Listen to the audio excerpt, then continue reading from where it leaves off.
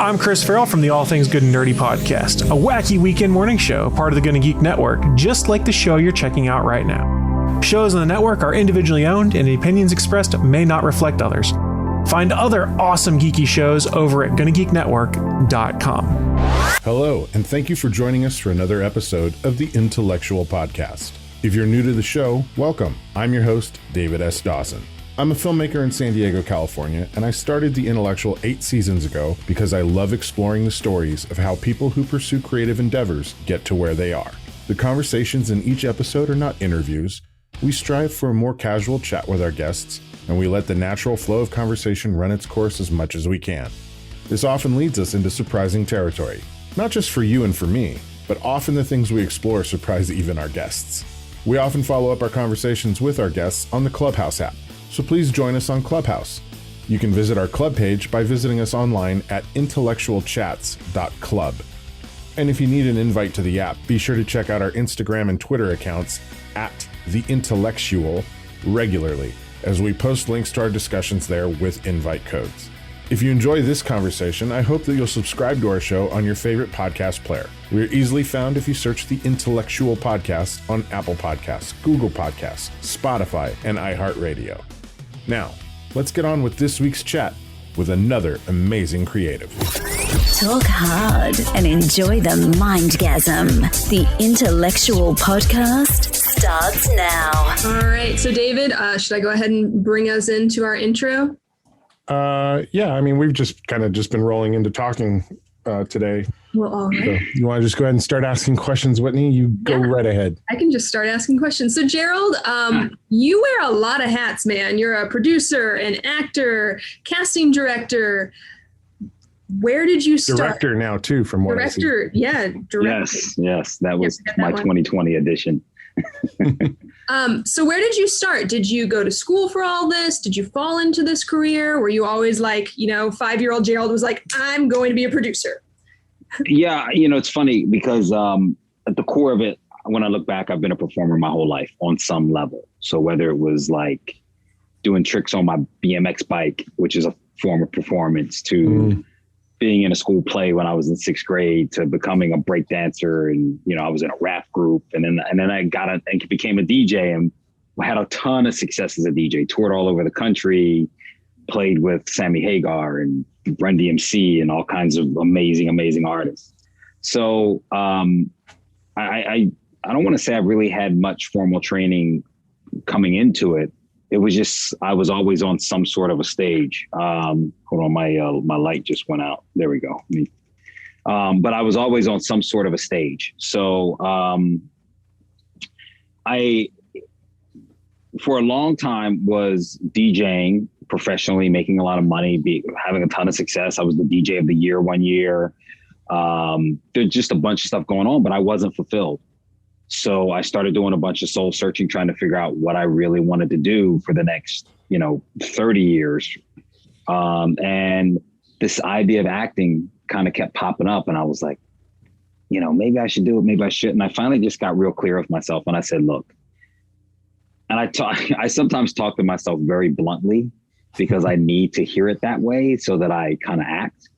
And I kind of said, look, either you go pursue this, or right now, today, you say you're choosing something different, and you never, ever allow yourself to say would have, should have, or could have, ever.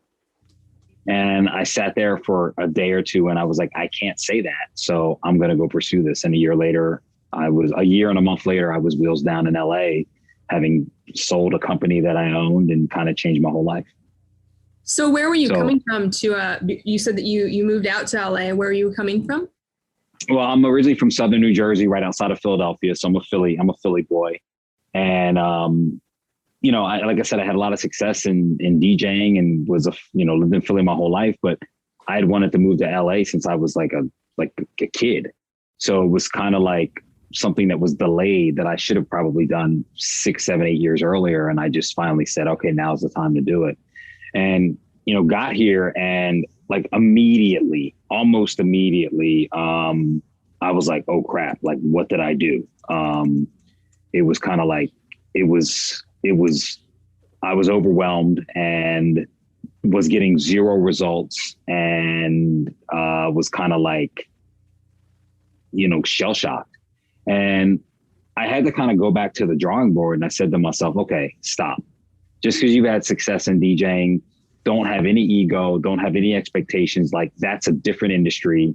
And now you're in LA, which is like, the height of the heights of the competition and the success levels and all that. So you have to approach this from a standpoint of, nothing, start from zero and go to work, which I knew how to do that. Like, I knew I had a great work ethic and I knew how to do that. I didn't know exactly what to do. And one of the reasons that led me to that was I got to LA and was like, oh yeah, I got some DJ hype, so maybe people care. And like, people didn't care at all. And it was worse than they didn't care. Like, if somebody tells you they don't care, at least they're engaging you in a dialogue. I would send a picture in or whatever to a casting breakdown, and it was like it never got there. I just got ignored. Yeah. Right. So being ignored makes you feel invisible, which I think is 10 times worse than hearing the word no. Because if you tell me no, we can have a conversation about it, or I can go, oh, okay, that's why you're not doing it. Let me show you why that doesn't apply, or why that's wrong, or let me find a way to work around it, through it, over it, under it, however I have to do to push through to get what I want, right? But when it's no response, it's like you're standing there screaming at the air and people look at you like you're crazy because you're talking to no one. So, there's a lot in LA, actually. It happens a ton. And a lot of people don't know how to kind of handle that. And it took a minute. For a minute, I think I was actually maybe even getting a little depressed. And then I went, wait a minute, you need to humble yourself and approach this like you know nothing, and go after it. And I don't know how I came up with this, but I did a really simple exercise. I took a piece of paper and I split it in two. And on this side of the piece of paper, I wrote down everything that I knew I needed to do. So it was like, get new headshots, get an agent, get into an acting class. I might not know how to do those things, but I knew I needed to do those things, right? So then on this right side of the paper, I wrote down every question or everything I didn't know how to do about each one of those. So it was like, get new headshots. So over here it said, what photographer? What do I wear? Where do I get them printed? What style and look is successful in LA right now. So the left side of the paper was about a half a page, and the right side of the paper was like 4 or 5 pages of all these questions that I didn't know the answers to. So, and I literally was feeling lost. So I told myself, okay, you can hold your head up high every day. If every day you wake up and you take one action on one thing on the left side of this list. So if it was find a photographer, I would, go through, at the time they had a book that one of the reproductions would put out that would print headshots, and they had every photographer pretty much in town was in this book. So it might be go through that book and go to the websites of 10 of these photographers and see what people look like me that they had and what the shots look like. And did I think that was the right shot for me? One of them was get into an acting class. So it might be, go audit a class today or whatever. And then I did one thing on top of that. Is one of my things on the left action item was ask for help. And then on the right side was like, who do I know that I can ask for help, right? So, and I didn't know a ton of people in LA, but I knew a few. Most of them were not directly in the industry. Like, one of my friends was a singer. One of my friends knew a lot of people, but was a salesman outside of the industry. So I just called the 4 or 5 people that I knew in LA, and I really just said, hey guys, I came clean. I was like, guys, I moved here. There's been zero traction. I've been in, and part of it was unrealistic expectation because I'd been there 3 months, 2 months, right? And I'm like, and I'm used to things moving for me. So I'm like, I've been here 3 months. I feel like there's no traction. I kind of feel a little lost. Do you know anyone that you trust? Because I trust you, that might take a 5-minute phone call from me. And I promise I won't take up more than 5 minutes of their time. That would take a 5-minute phone call from me and just let me ask them a few questions and get their insight on things. So one of my friends, a guy named Mike Hines, who's from Delaware, he's a singer. He said, hey man, I actually just took this commercial class and it was great. And the guy lets you audit for free. And I didn't know about auditing classes at the time, that you could just go audit in classes for free. So he's like, and he talks about mindset, you'll love him. So I went and audited his class, ended up taking this class for a few months. and like knocked off like 2 pages of questions that I had on the right side of my sheet off from that one class. Another friend of mine was like, yeah, I reached out to my buddy Mark. He's been a series regular on a bunch of shows. He said he'll take a call for me. So I called him. We had a talk. He gave me some advice, and we've since formed, and this is 15 years ago, we've since formed a great friendship. And Mark's been a series regular on 6 or 7 shows. You might know him as Big Mike on Chuck from CBS, from NBC. Oh, Mark Christopher Lawrence. Yes, my buddy Mark Christopher Lawrence. Yeah, he's been on our show. Actually. Oh, awesome. Yeah. So Mark's like one of my buddies now. And I just directed my first project last year, and Mark was one of the lead actors in it. And I made him a producer on the project. So that phone call has led to a 15-year friendship. But all of that came out of me at one point going, okay, you don't know what you're doing at this level in this industry. Humble yourself, go ask for help, and go to work. So that was kind of the genesis of it. And everything from there came from going to class and talking to people, and then just getting in and doing the hard work as, you know, whenever I could. I think that's really commendable. I think one of the biggest problems people have is they're afraid to say, I don't know this. Yeah. And humble themselves, as you said, and ask for help. Yes. It's such a bizarre thing because, you know, growing up, we're taught to ask for help. If you don't know something, right, ask. But somewhere along the lines, like, we do this like switch flip where we become scared to admit that we don't know things, you know? Well, it's funny because that's like that pans out in my life to this very day. So like I'll tell you 2 really quick stories about that. So I directed for the first time last year a project called Stacks, and I've been wanting to direct something for a while, and I couldn't find the right thing. But on top of that, I was really fearful because I didn't feel I knew enough technical about camera and lighting. Mm-hmm. While I know a ton about filmmaking in general and acting and casting, I was very worried in stepping in a director's chair, because I have so much respect for that position, of knowing enough technically. So I was very fearful of that. And then finally, I went and read some books. And then finally, I just was like, you know what, let me ask some DP friends of mine certain questions that I have. And I started asking certain questions. And then when we ended up shooting Stacks, Thomas Hennessy, who was the DP on the project, I just went to him and we've worked together. He's been a camera assistant on a bunch of our stuff. And I said, hey, here's what I'm thinking about doing. And here's kind of the look that I want. I don't know how to get it. He's like, oh, we do this, this, and that. And then he was in.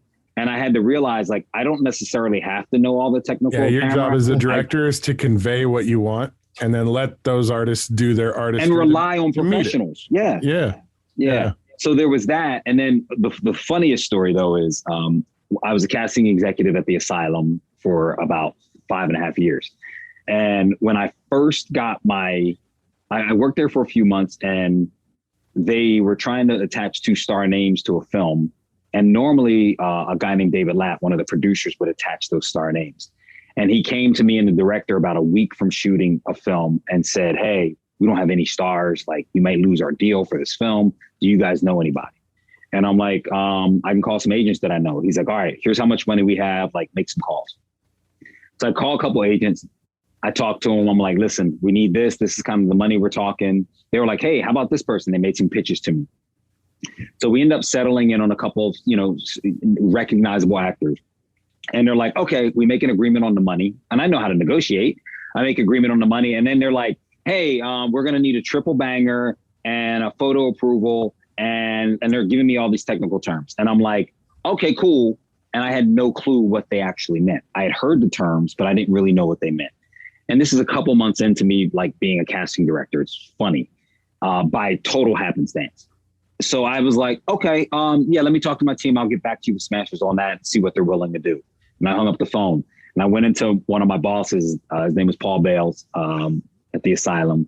And I said, hey, Paul, I think I have this deal closed, but they want a triple banger and they want a photo approval. And they said something about 50%. And I was like, but I don't know what that means. And he like literally said, oh, this triple banger is a trailer. It means it's split into 3s, half bangers split into 2s. And, you know, and it kind of broke some, and some of it I kind of knew, but there were just certain terms I didn't really fully understand. Right. So then he's like, and the photo approval, you get this percentage of pictures that they have to approve. And then they tell you how many days they have to approve it, how many passes. I was like, oh, And I learned by asking on a regular basis, hey, I got us to this position. I don't know how to take the next step. Tell me before I screw something up, if that makes sense. Yeah. Yeah, that makes sense. It's one of the most frustrating things to me because I direct and I produce as well. And I always tell the people I'm working with, like, look, I'm going to give you all the room in the world to do your job to the best of your abilities. But when you hit something you don't know, don't make it up. Come ask one of us and let us, make sure that you're on the right track, because it's far less painful to just deal with it in the moment than to have to go back and fix things. Well, I think if they're just that, especially in LA, comes from, you have a lot of people who come out to LA and are kind of fronting about where they are in the business. And so I think people get a little like shy with that. But if you can find the right people, like you found Mark, which he's an amazing, sweet person who will talk to you about anything that you don't know. When you luck out and find the right people who want to guide you and be genuine teachers, then it becomes so much easier just to ask. Yeah. Yep. And people don't realize, like, the art of doing that is so powerful, because it even though you don't know, so many times we think not knowing something is a weakness and people are going to judge us or they're going to look down on us. But being able to say, hey, I don't know this, can you help me? Or sometimes it's not even that you don't know something. It's like, hey, if you're overwhelmed, tell us now so that we can maybe give you support before you tell us the day of. And now it's a catastrophic failure that we have to kind of find a way to fix. Right. And it's so much easier to get in front of things, which is kind of what you spoke to. Yeah, absolutely. So when did you start landing acting jobs in LA? Well, it was weird. So there's for me, I feel like there's two waves. So after that first 3 months where I was almost depressed and I got humbled and I got to work, I actually left town for 3 months to go on a tour with Sammy Hagar for the summer. So when I came back this is 2006, when I came back that September, I had actually already learned kind of how the business ran in LA in general parts. So I started submitting myself online through Actors Access and stuff like a week before I got back. And literally I got back on a Friday, like early September, and I had auditions starting the next day in LA. And that next 90 days, I went on I have the numbers somewhere in my date book, but I think it was something like I went on 120 auditions. I audited almost every class in LA, and I booked tiny stuff in 23 different projects. And these were non-union. Some of them were no pay, but some of them were student films. One of them was a little feature film called Nailed. But I literally went from 0 to 100 in 90 days. And for the next probably maybe year or close to a year, worked in that world fairly consistently. And then maybe about 3 or 4 months into that, I started jumping into these Sci-Fi Channel movies and kind of popping up as a supporting character in a lot of those movies. And then there was kind of another wave because I had this crazy thing happen where I was the victim of an assault with a deadly weapon. I was driving on the highway in Los Angeles, and somebody drove by my car and sprayed my car with bullets. And I actually was shot twice. Yeah. And I had to heal up from that. And I still wasn't even fully healed, but that happened on December 8th of 2008. And then literally about a month and a half after that, I booked my first network TV show, which was The Cleaner with Benjamin Bratt. That was A&E's first scripted series. So there was kind of and then that kind of sparked me starting getting more co-stars in network television, and kind of sparked the next kind of wave of my television appearances and career. What a strange roller coaster ride that must have been. Yeah. Yeah. Yeah. That's incredible. Yeah. How do you cope with the emotions from an incident like that? Was it hard to get back into working and everything? I mean, did you lose the love affair with Los Angeles? I mean, it's such a random act of violence. And that's exactly what it was. It was just totally random, but it was to the emotional side of it was, to be really frank, like I was scared to death the first couple weeks. Like, you know, when someone literally tries to take your life, you start looking at everybody through a filter. Like, who can you trust, right? Oh yeah, PTSD's got to settle in real fast. Exactly. And so I was really freaked out probably the first couple of weeks. And then, but there was something that told me, like, I knew I was going to be okay physically eventually, but there was something that told me, don't leave. If you leave, like, cause I'm kind of a little stubborn in this regard. I was like, if you leave, whoever that was wins. Right. So I was like, I'm not letting that jerk win. Right. So that happened on December 8th. I actually ended up coming back to Jersey that Christmas morning to surprise my parents, because I realized that even though they knew I was okay, them physically seeing me made a big difference for them. So I surprised them on Christmas and came home just so they could touch me and know that I was actually safe. Because they were asking my roommate at the time, is he just being tough? And she was a licensed therapist, which was helpful. And they were like, is he just being tough? And she was like, no, he's actually really okay. Like, I can't believe how well he's handling it. But I was freaked out at first. And then I was like angry. And when I came home from Christmas, I legally owned a firearm that I had left in New Jersey. When I came home from Christmas, I brought it back because I was like worried about protection, and left it in my house. But when I first started really driving again, like, there were a few days where I was like, yeah, this is coming in the car with me, which was totally illegal for me to do. But it was like, I was angry, and I was like, if this happens again, I'm not going to be unprepared. And then I kind of sorted that out. I did get a little bit of therapy around the PTSD of it, and I sorted that out. And now the gun stays in a locked safe. You know, but there was a whole myriad of emotions, and it lasted for, you know, that whole year. Mm-hmm. And the end of it, well, I'm going to say the end of it, because that, you know, it's part of who I am now. But a year later, I was sitting at the kitchen table one day, and I was filling out something online, and it asked for the date. And I went, what's today's date? And I picked my phone up, and I saw the date, and I realized that it was the 1 year anniversary. And I literally stopped dead in my tracks. And I was like, just profoundly, it was like a relief for me, because it was the first time in a year that I had felt like I fully forgot about it. And the date is what reminded me of it. And I just kind of cried, and it was this big relief. And I had kept that it happened really quiet. Like, my agent knew, my manager knew, my really super close 3 or 4 friends knew, my roommate knew, my acting coach knew, and my parents' back family knew. But that was it, because I was concerned, honestly, as an African-American man, hey, is there going to be some stigma?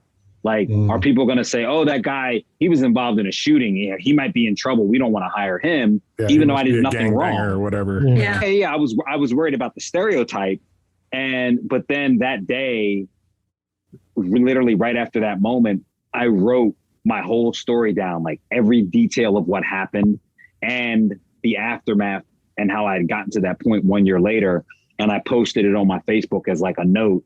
And it's literally said, the real story of the day I got shot 1 year later, and kind of put it out there for the world to see. And that was me letting go of the fear, the angst, I was like, okay, I feel like I'm past this. Mm-hmm. And it made all the difference in the world for me. And I'm really summarizing it, not going into detail, but it was really a profound journey, because it took me 9 months to fully recover from all of my stuff, but also 45 days after I was shot, I appeared in a play off Broadway in New York. And then right after that, I booked my first co-star with The Cleaner on A&E. And it was just, and that year, everything started for me with network television. So it was really a profound period of growth. Wow. That's amazing. And it sounds weird, but I would never say I wish that happened. But at this point in my life, I don't have any thoughts of I wish that didn't happen. It's just part of my experience and what happened to me. And it ultimately was part of a huge growth spurt for me in my development as a person and as an artist. Well, I imagine going through something like that and being able, while recovering from it, to also propel your career forward like you did has to give you a mentality right now that like you can do anything, right? Like you've got the strength in you to overcome, right? Like, I think we do, but I think the challenges get bigger, the challenges get different. So I don't think it gets easier. So, that's the thing. Like, you can have your biggest success and then like your biggest failure right after that. And you're like, oh my God. Like, so I think that,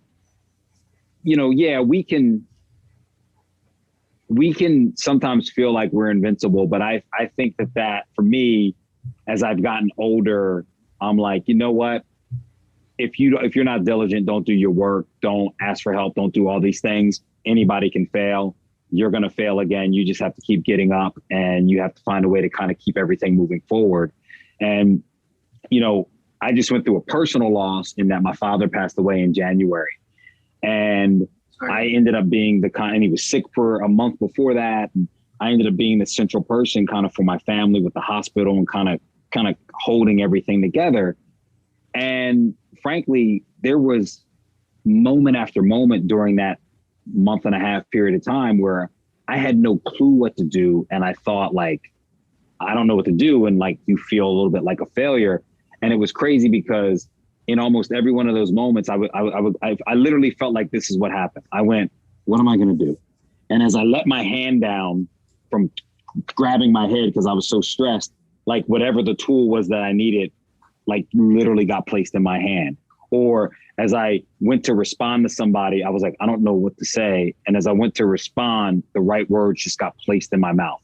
Yeah. And I think part of that came from my training as a producer and doing all the projects that I've worked on for years. Part of that, I think, was my dad still teaching me and me still growing through everything he's taught me. So I don't know if I hear a lot of people say things like, oh, I'm fearless. I just don't, I personally don't buy that anymore. I think that everybody has fears, and it's okay to admit that you have fears, but what you can always do is create courage in the face of those fears and act in the face of those fears. Yeah. I remember when my father passed away, the immediate aftermath of it was I felt like a trapeze artist who suddenly realized the net had been pulled out from under him. And everything just seemed that much more dangerous suddenly. And I was terrified after my dad passed. But you walked across it. You flew across and you flew, right? Yeah. Even though you didn't know. So first off, my condolences on your father passing.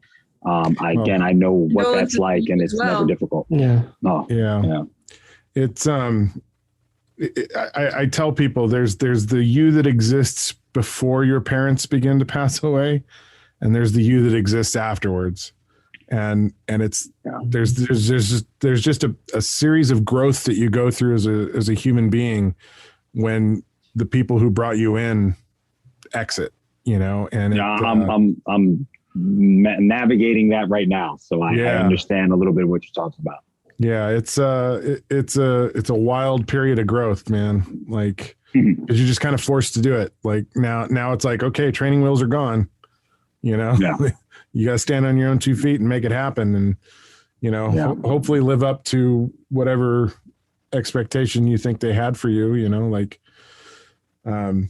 but yeah, my condolences on your loss as well. It's, thank you. It's never easy, even if it's coming, even if, because I've lost both my parents at this point, and one was very sudden and one was like a 10-year degradation, and neither one was easy. There's just no way it's easy, right? Yeah, it's just hard. Unfortunately, those things happen, and you have to find a way to grow from them and move through them, right? Yep, absolutely. But that's that kind of brings me back to this idea that like the thought of fearlessness, or the thought of like, I can do don't get me wrong, I believe we can do almost anything, right?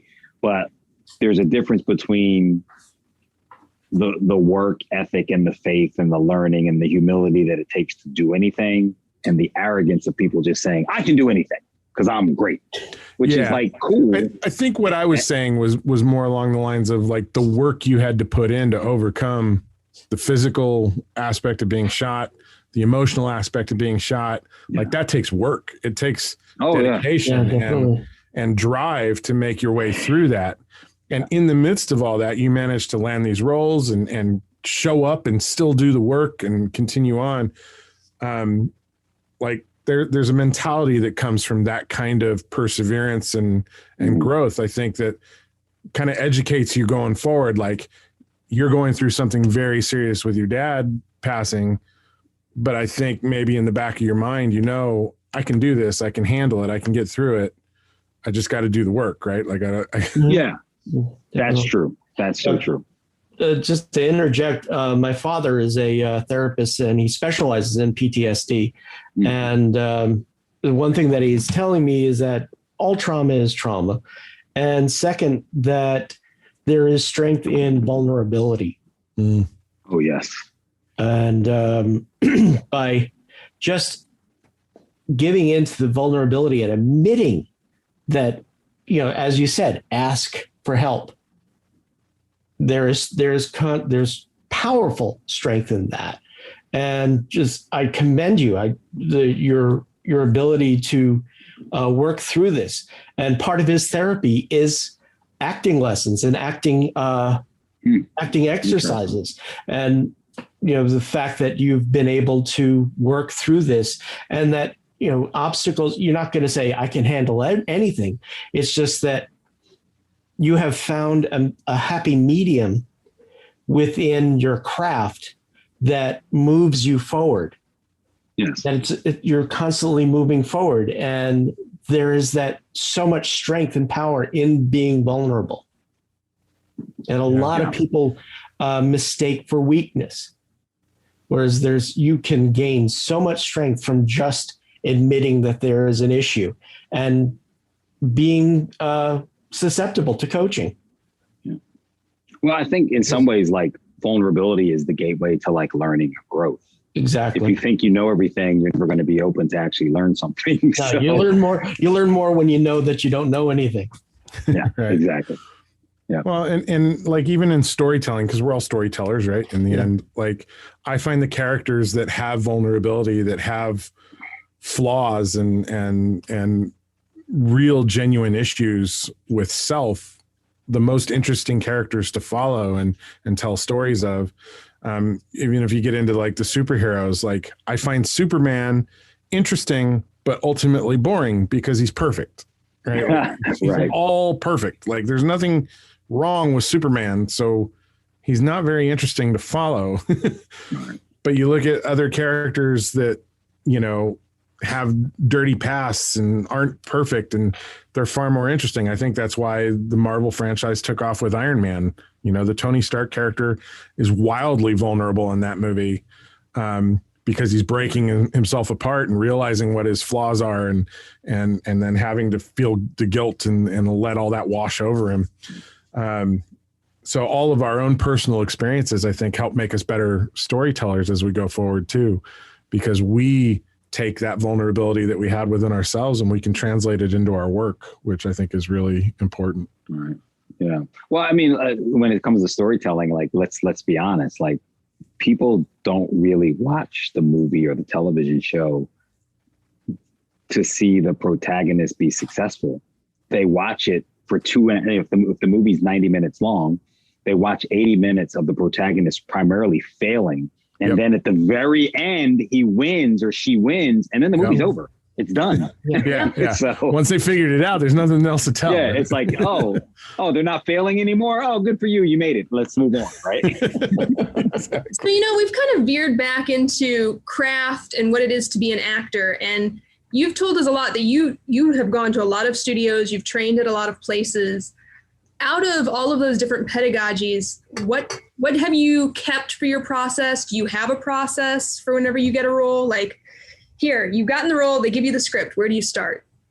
Well, specific to the acting side of it, I read the script like a ton of times, because the more I read it, the more things come out. And I kind of read it, the first time I just read it almost for information, to understand the story and who this character, the first pass on who this character is in the story.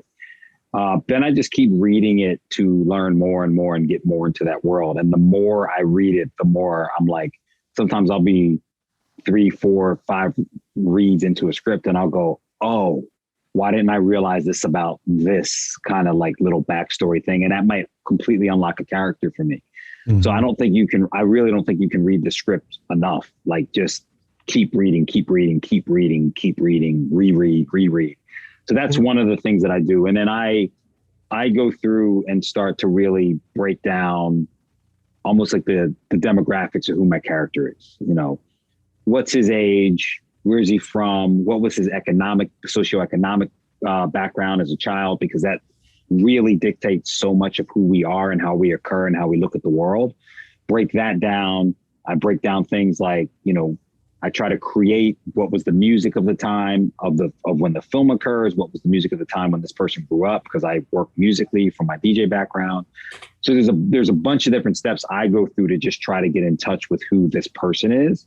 But the very first step is really understanding the text and hopefully what the writer intends for not only the story, but this character. That's awesome. What made you want to move into directing? You know, I kind of feel like I'm a creator. You know, people really ask me what I do now, and I just say I'm a filmmaker. So I think a couple of things. One, I've worked with a ton of different directors. I've been involved in probably 300 projects or more between acting and casting and producing. I've worked with a lot of directors. And so one of the things was seeing how many times some directors directors and actors speak different languages. Mm-hmm. And so seeing that was like, I would literally be in callbacks sometimes with a director there and an actor in front of me, and the actor would do their take and the director would be like, yeah, so this character, and would tell them all this stuff and talk for like 3 or 4 minutes straight. And I would see the actor there like this. Zone out. Yeah. They had no clue what they were saying, but they also many times had this, like, I want to please the people casting. So like, like they're trying to make it like they get what you're saying, but you could see that they were like, just didn't. And like, since I understood what the director meant, but I knew how to speak to actors, there'd be times when the director would talk for 2 or 3 minutes and he's like, all right, let's do another take. So then I would look at the actor, I would literally look him square in the eye. So we're going to pick up the pace and we're going to raise the stakes. And then the actor would go, oh, okay, great. Yeah. Like, because I spoke to him in a way that was distinctly how actors speak. Right. Right. And they would be like, oh, so when I started seeing that, I was like, oh, okay. And then I would work with some people and they would say, hey, I'm going to shoot this, this, and this. And they were like, oh, and like, I wasn't trying to tell them what to do, but I was like, oh, you're going to shoot this and then do this. And they were like, I wasn't thinking about that. But they were like, oh, I really like that. Yeah, let's put it on the dolly and keep coming in or something. And then I was like, oh, and then I kind of was like, wow, I think that there's stories that I want to tell. So that was the thing. And I kind of hemmed and hawed about it in part because I was worried about that technical side of things that we talked about. But also, like, I really don't want to direct anything that doesn't like really speak to me, like on a visceral level.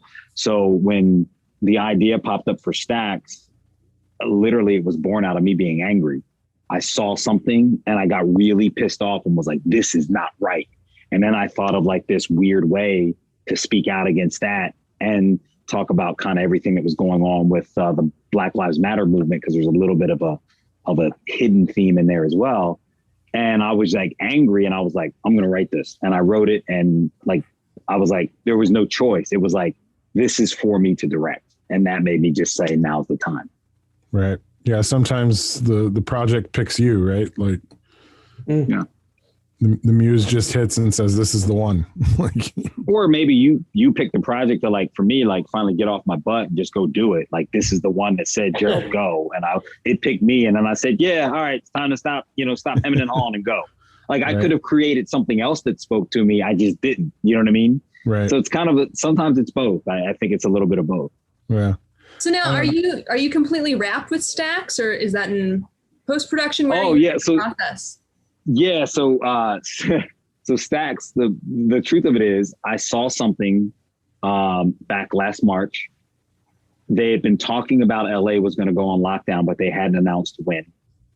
And it was a Saturday, and I walked into a Costco, and a lady was coming, as I was leaving, a lady was coming down the aisle with a flatbed cart with packs of toilet paper stacked like 4 high, the whole length of the cart.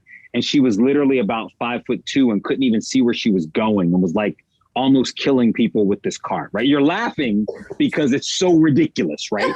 But also like real, like I saw that. Yeah.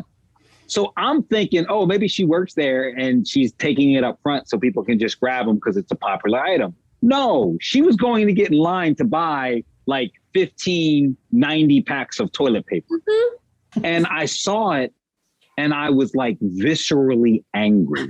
I was like, that's so wrong. It's so rude. I wanted to walk up to her, say, can I see your card, please? And then like snatch it from her and like scream at her and say, get out of here. You don't get any toilet paper, never come back. But rather than go to jail and get arrested that day, I left and I went home and I stewed. And then I said, oh, you know, it'd be really funny. I got this idea if I wrote it like this. And I was like, ha ha ha. Well, later that night, I talked to Mark Christopher Lawrence, who we talk literally probably once a week. And we were just catching up. And it was like 11 o'clock at night. He's like, hey, what you doing the rest of the night? And I was like, man, I'm thinking about going to bed. I might write this little short I was thinking about writing. He's like, oh, well, what is it? And I told him the idea. And he goes, oh, man, if you write that, I want to be in it. And I was like, what? And he's like, yeah, if you write it, like when you write it, let me see it. I want to be in it. So I was like, oh, okay. And then believe it or not, after that call, I got on the phone with another friend of mine and the same thing happened. Star name actor that I'm not going to say because ultimately he didn't appear in the film. But I was like, okay. So now it's like 2 a.m. and I'm literally about to go to bed. I turn off the light, I lay down, and something in my head said, dude, just bang out the first draft. It's only going to be 5 or 6 pages. Like, stop being lazy. Just do it. So I get up, pull my little Mac. Yeah, pull up my MacBook. And, you know, I thought I was going to write this thing in like 30 minutes. I ended up like writing it and revising it, writing and revising it. Like a couple hours later, I'm like, yo, this is dope. I print out the PDF. I email it to the both of them and I go to bed. Well, I wake up at like 10 o'clock the next morning and I check my email. I check my email literally like I check my text and my email almost the moment I wake up every day. Yeah, me too. I check my email and both of them have sent me an email back. Yo, this is dope. I love it. When are we shooting? And I'm like, oh, okay. So I call a DP that I know and I said, hey, I want to do this thing. Can you read it? Tell me what you think. He reads it, calls me back in 10 minutes, like, yo, let's do it. And I'm like, all right, well, when are you available? He's like, well, because of this like COVID thing, like I'm free right now. You know, I don't know what's going to happen. And they had been talking about a lockdown, but they hadn't announced it yet. So I said, all right, let me call you back. I'll get back to you. And basically, had the DP lined up, called Mark back and this other actor, like, are you guys available if I do it this week? They're like, yeah. So basically between Saturday night when this event happened at Costco, 63 hours later, we started shooting. I put this together in 60 hours, basically. Oh, wow. We shot it in about 9 hours and we shot at night on a Tuesday night into Wednesday. We wrapped Wednesday at like 4 a.m. and LA went into lockdown on Friday at 6 a.m. or whatever time. Yeah, so that was March 18th when you wrapped. Exactly. Because I wrapped on the feature film I was acting in on the very same day. Yeah, so we were one of the last productions in LA. And the funny thing is, like, we had to do it all by common sense, but because there were no guidelines for COVID at that time, really, other than like a little bit of social distancing. So we put together and had people come through and sanitize and limited our crew and who was in whatever areas. And then our location was a parking garage, so open air, you know, so we did all these things. We had individually packed lunches and all that kind of stuff. It ended up working and, you know, none of our crew got sick. None of our cast or crew got sick. And we got this project in right before. So my first month and a half, 2 months of COVID, of quarantine was posting this film. And we got it done. And then we wanted to get it out as soon as possible. So we dropped it in the middle of quarantine and we just released it online. Oh, so it's out there. The public can see it. Where can people see it, actually? Yeah, if you go to stacksmovie.com, That's the official site for the film. And then there's a menu at the top, and there's a button there that says watch Stacks, and you can watch it. It's 7.5 minutes long. There's a really big surprise in the credits that I'm not going to tell you about. But I would love, and I like constructive feedback. So if you hate it, I want to hear why. But please, I would love for you guys to let me know what you think. Oh yeah, you can count on check that. it out after we're done. Yeah. Fantastic. Well, we've actually been talking for 45 minutes already. Yeah. It doesn't feel like it. It's just, this has been so fun and so leisurely. But to wrap us up, if people want to get a hold of you, Gerald, what are your contacts? What are your social medias? All of the things.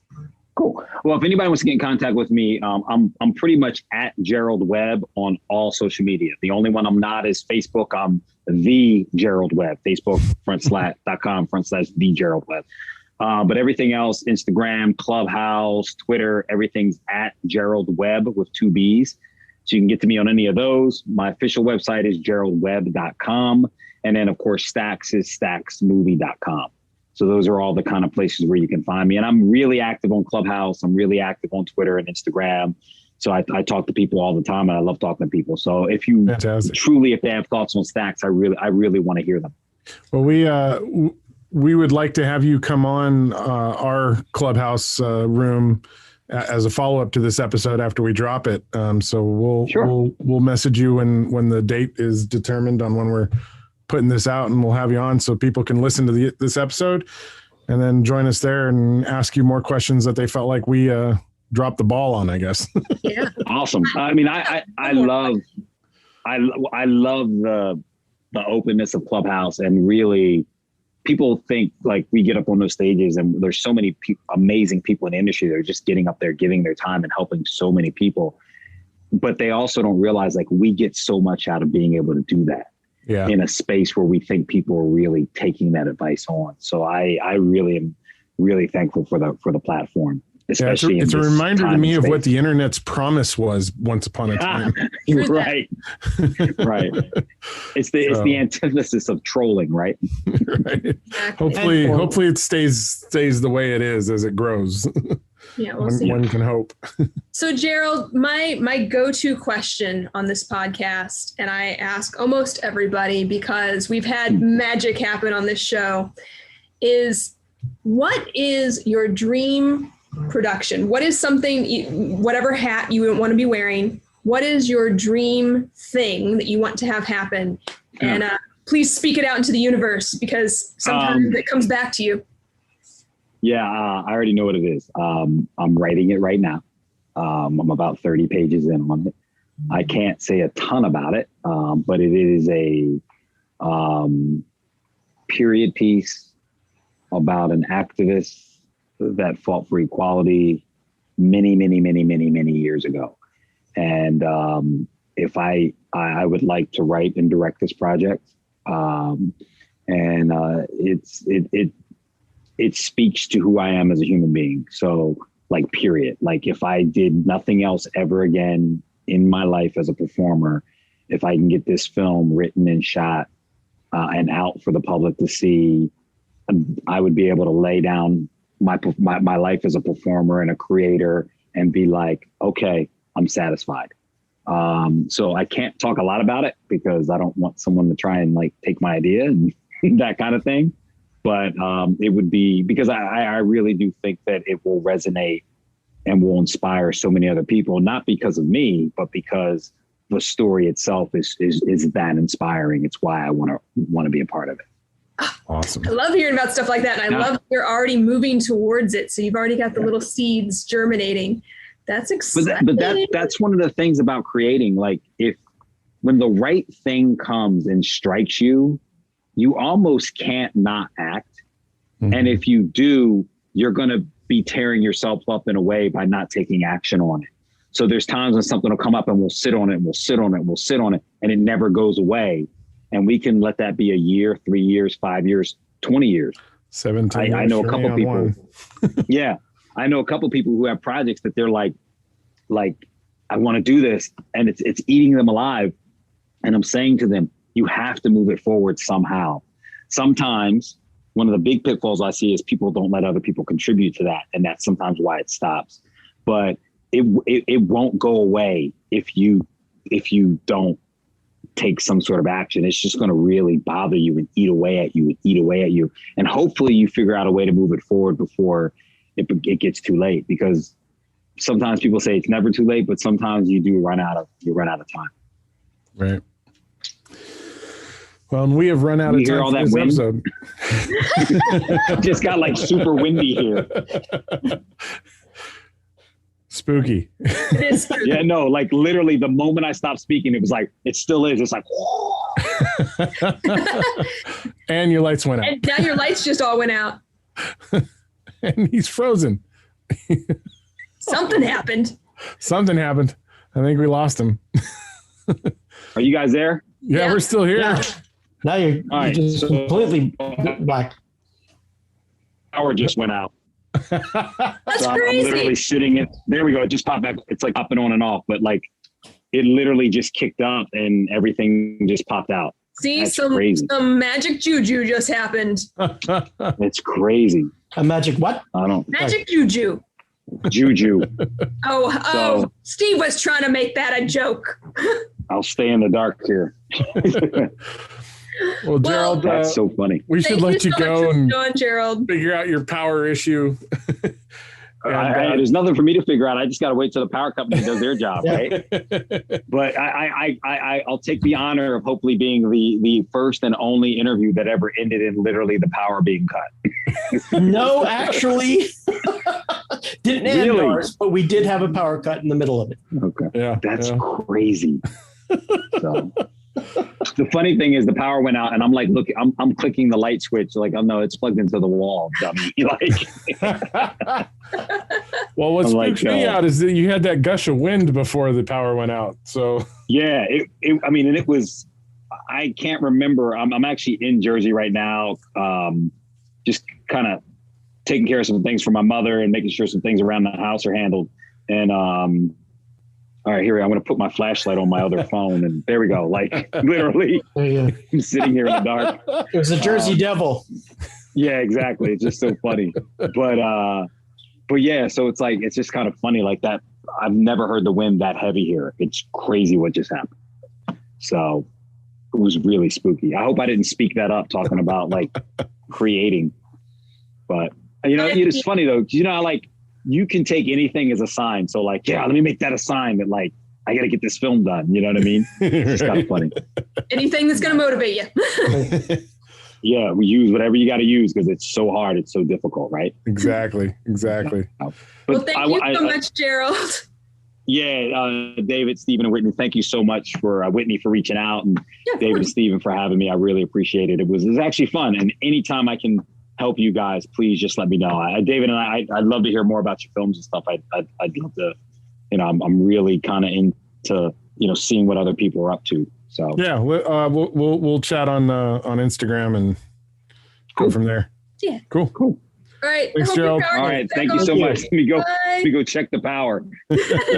Be safe, man. Bye, guys. Hello there, citizens. I am the terror that flaps in the night. I am the floaty that will not flush no matter how many times you try in the toilet bowl of crime. I am Darkwing Duck, telling you please, talk hard and enjoy the mindgasm. Whatever the heck that means. After all, you are watching Intellectual Podcast with your ears.